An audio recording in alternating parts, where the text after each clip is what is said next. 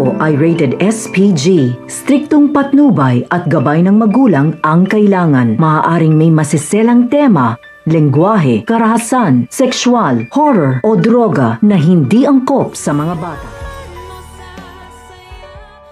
Natataranta na si Annalyn kung saan hahanapin ang kanyang lolo Pepe dahil labis na ang kanyang paghihintay at nalaman niyang hindi ito nakaalis ng bansa. Kaya naisipan niyang magtanong kay Zoe, ngunit itinanggi lamang nito noong una.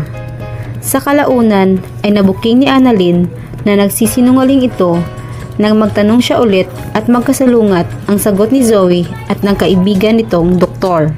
Dahilan iyon para pagbintangan siya ni Annalyn na may kinalaman sa pagkawala ni Don Pepe at isinumbong iyon kina Robert at Giselle.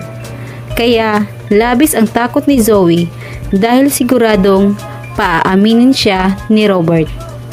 At dahil sa takot ay itinuro niya ang pinagtaguan kay Don Pepe at agad nag-isip ng paraan para malinis pa rin ang kanilang pangalan ni Moira. Sinabi na lamang niya na aksidente lamang ang pagkakita nila sa matanda at dahil ayaw nilang mag-alala pa sila ng todo ay hindi lamang nito sinabi sa kanila ang sitwasyon ng matanda at baka makakaapekto pa ito sa kalagayan ni Robert. Hindi mapigilan ni Annalyn, Robert at Giselle ang mapaiyak matapos na makita ang sitwasyon ng matanda at hindi pa sila nakikilala nito.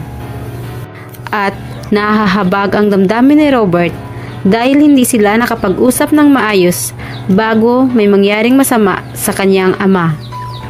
Hindi naniniwala si Annalyn sa mga pinagsasabi ni Zoe tungkol sa nangyari kay Don Pepe. Ngunit sinarili na lamang niya dahil baka hindi rin naman siya panigan ni Robert at hindi rin mapapatunayan ni Don Pepe dahil wala itong maalala kung ano ang totoong nangyari sa kanya. Samantala, nakahinga ng maluwag si Zoe dahil napaniwala nito ang kanyang ama na wala silang kinalaman ni Moira sa nangyari kay Don Pepe at pinapalabas pa niya na sila ang tumulong sa matanda kaya laking pasalamat ni Moira sa kaniyang anak.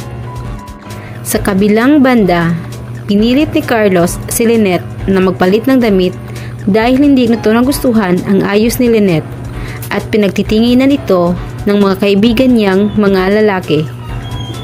Dumepensa si Lynette na para sa kanya ang ginawang pagpapaganda para walang masabi ang mga kaibigan nito. At dahil ayaw na ni Lynette na magtalo pa sila, ay sinunod na lamang ang gusto nitong magpalit siya ng damit.